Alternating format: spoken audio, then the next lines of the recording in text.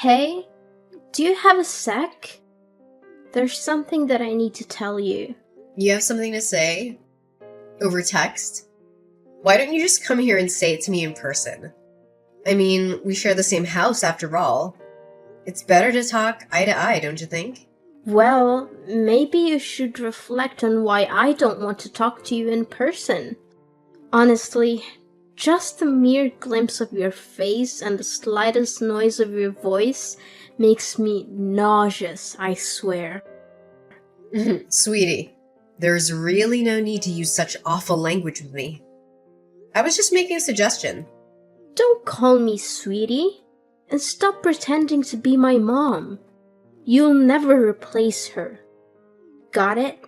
You may have been married to my dad, but you will never be my mother. Never. So, stop bossing me around. I hate it when you act like that. I see what you mean, and I am sorry if I overstepped a boundary somewhere. I don't mean to do that, but I really don't see why something as small as this needs to turn into such a huge fight. I mean, I've been married to your father for 10 years now. We've lived together a whole decade. I thought we would have gotten along better by now. Especially now more than ever since your poor father passed away. It's just the two of us. So we'll have to learn to get along better. What? No way am I staying with you any longer than necessary. I want you out of the house as soon as possible. Do you get me? Excuse me? I'm sorry, but you want me to leave the house? Yeah, duh. That's what I just said. That is what this whole conversation is about. Actually, this is something that has been on my mind since Dad's funeral the other day. Now that he's gone, you're not his wife anymore. And there's nothing else tying us together as a family anymore either. You're nothing to either him or me now. Do you get it? And because of that, you don't belong in this house anymore. That's why I need you out of here as soon as possible. Wait, hold on a second. I'm sorry, but I don't think that I'm following here. Where is all this coming from all of a sudden? Didn't you read what I just wrote? This isn't out of the blue, okay? Ugh, you never hear me out. I never liked having you around, and I never approved of you and my dad getting hitched. I've always been trying to think of ways to get you out of this house, and now I have the perfect reason. I only have one mom. You just barge into our lives pretending to be someone you're not. Do you really think I could ever stand someone I felt that way about? Do you even think I would desire something like that? That is why I'm seizing this opportunity to boot you out, so I never have to put up with you in my life, ever again. But, okay, look, Gabriella, I've known since before we got married that you never liked me, maybe even hated me. But I pretended not to see it, but to try and force me out of the home where I'd been living the past 10 years of my life so soon after the funeral. That's correct. And since Dad's gone, there's no one left to defend you. No one else welcomed you into our home, which is full of memories of my family, my true mom and dad, and just let you ruin it all. Besides, this house was my dad's, which means it's mine now, and I can do whatever I please with it. So, hurry up and leave already. But Gabriella, if I leave now, you'll be all by yourself in this big place. Have you ever lived on your own before? Do you even know how to take care of yourself? Of course I can look after myself. I'm going to be 18 soon, which would make me legally an adult. It's no big deal for me living alone. Do you think I'm too frail or dumb to be able to do it? Or are you just mocking me now? No, Gabriella, of course I'm not trying to belittle you in any way. I would never do that. I'm just concerned about you is all. Cleaning and cooking are one thing, but how will you get the money to pay for everything that comes with living alone? Shut up and get off my back. I thought I told you that you're not my mom and you shouldn't pretend to be. But you're going to be in college soon. I'm just wondering from where you're going to find the money you need to survive. I mean, even what you inherited from your dad won't last forever, you know. Well, who asked you to worry about me anyways, huh? I certainly don't remember ever asking for your input. As for money, I'll think of something and make my own way in life. I really don't think it'll be as simple to do as you think. How many times do I have to tell you, just mind your own business? This is why I hate talking to you. Just leave me alone already, okay? Why don't you go pack your stuff and leave, like I told you? Well, I guess if that's really how you feel about everything, then I really have no choice but to go. But can you at least give me some more time to prepare my things? I understand that you want me out as soon as possible, but even so, it's not that simple. And I have lots of things I need to get done before I can make it happen. I haven't even gone through all your dad's things to sort through them. No, I won't be letting you do that. Who knows what you might try to steal if I let you go through all my dad's stuff? And besides, if I let you stay any longer, you'll just find some reason to extend your stay and so on, and nothing will change. Did you really think I'd let you get away with that? Now, I want you out of the house by the time we finish with the funeral process. I'm his daughter, which means that I get to choose who lives in his house after he's gone. And I've decided the one person the Collins house definitely doesn't need is you. So, if you really understand where I'm coming from, you just shut up, pack your things, and leave. I understand. I guess I just never realized how strongly you felt about living together with me. I'll leave the house. I promise. And I promise that I'll never come back once I'm gone. But I just want to let you know that things might get really tough for you once I'm gone. You're not going to regret this, are you? Me? Regret kicking you out? As if. It'll be more like a dream come true than anything. Hey, Gabriella. I just wanted to text you and let you know that I've finished moving all my stuff out of the house. I also wanted to take a moment to thank you for everything, even though we didn't always see eye to eye. And who gave you the green light to text me? Did I ever ask about your moving progress? Did I mention needing a report from you? Frankly, if you're not going to respect my wish to cut ties, I'll just go ahead and block you. No, you're right. I'm sorry for reaching out like this. You won't hear from me again after this, I promise. But there's one last thing about the house's rent. I know it's been a tough month, so you won't have to pay this time. However, starting next month, I'll need to collect rent from you. Rent? For what exactly? The house? What on earth are you talking about? Well, yes, I'm talking about the house, actually. Because we've been living together as a family this whole time, it wasn't necessary. But since you don't want anything to do with me as your family anymore, that just makes me your landlord now. Have you completely lost your mind? Why would I pay you rent to stay in my dad's house? Why, you ask? Well, because the house is actually under my ownership. Wait, what?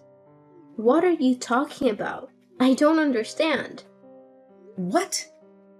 Ugh, Gabriella, had you not heard about that? Yes, I hold the deed to the house where we all used to live. What? That's not true. You're just making this up. I've lived here even before you and my dad got married. This house belongs to my family. You don't have any ownership. Actually, yes. Your dad did possess the house's title, but I bought it from him around 6 or 7 years ago, I believe. Back when your grandma fell victim to those telephone scammers and lost a lot of money. You might have been too young to recall, but it was a devastating situation. That's when I offered to help pay off all her debts. Your dad was incredibly grateful and gave me the house in return. And just where did you come into so much money, huh? I've never once seen you go to work in the whole time that I've known you. You're just a housewife. A housewife? Oh, Gabriella, that is just not true. I run my own company. Did you really not know about that at all? You do what? Since when? We manage everything online. All our staff work remotely, and we don't even maintain an office. We could all commute if we wanted to. I suppose it's hard to realize since I spent so much time at home. But a lot of that time, I'm essentially working as company president. I can't believe this. You keep lying to me. Gabriella, it's not a lie. I swear it. That's how I was able to help out your grandma after she was scammed. So you're telling me the truth? Absolutely. I wouldn't lie to you. Do you totally believe me when I say the house is mine? Anyway, the rent for next month is $2,000, okay? $2,000? There's no way I can afford to pay that. Well, you can't reside in a place without owning it and not expect to pay rent. Besides, I recall you mentioning something about becoming an independent adult who can fend for herself. Well, yeah, I said that, but I had no idea about all this until now. What did you think would happen? Were you planning to squeeze the money out of me whenever you needed it? Hoping I'd foot the bill while you flaunted your house? An independent adult would never do that, right? Of course, I wasn't planning on using you for money. It's just that $2,000 is a huge amount all at once. I understand, but in the end, I'm the property owner. So if you're pushing me away to live on your own, you'll have to pay the rent to your landlord, which is me. Hold on. Can't we find a way to discuss this? How about a compromise? I won't charge you for rent for the first 3 months. But if you don't show any progress by then, I'll have to evict you anyway. I'm swamped right now, so let's continue this conversation later. I'll send you all the rental paperwork this week. Keep an eye on your mailbox. Take care. Wait, don't hang up. We're not done talking yet. Lainey, are you there? I have something I need to talk to you about. Oh, Gabriella. Sure, what can I do for you? Well, the thing is, I guess what I wanted to ask is, I'm just wondering if you've forgiven me yet. Forgiven you for what? What are you talking about? Well, it's just that I guess earlier I might have possibly lost my temper a bit and, well, anyways, I've calmed down a bit now and realized that I might have made a little mistake. I'm sorry, but I don't quite know what you're talking about. I realize this might be hard for you right now, but could you please just tell me what exactly you're talking about? I'm trying, but I guess what I'm trying to tell you really is that I think if you wanted to come back home now, that'd be okay with me. Oh, really? Did something change? I feel you just threw me out of the house. Why the sudden turn? Well, yeah, I did do that. But then with you gone, I guess I kind of realized just how much you did around the house and how much there is to do without you. So, I guess that's why. I think you should just really say what you're actually thinking. It'd save us both so much time. But if you're starting to see that managing a house all on your own is hard work, then yes, I completely agree with you. And so now, I'm guessing that you don't have the money to pay rent? That you've changed your mind about kicking me out? I mean, if you word it like that, then... You know, even if I decided to pass up on everything, that Grayson left me in the will and give it to you, I still don't think you'd have enough to be able to buy the house back for me anyways. And even if you used it to pay rent on this place, unless you found a job to help supplement that, you'd burn through your inheritance pretty quickly, I'd bet. And all of that is not even mentioning all the other expenses you'd be paying that weren't rent. Well, yeah, that's kind of what I'm figuring out. And on top of that, it's so hard to keep a place this big clean, and I hate having to cook for myself every day. Then I have my classes and homework to worry about. Plus, I have to think of how I can afford the rent. It's just been making me feel ill both physically and mentally. But of course it is. I figure that living on your own might be especially hard for someone like you. I hope the cooking is going well because I don't remember you helping out in the kitchen once, ever.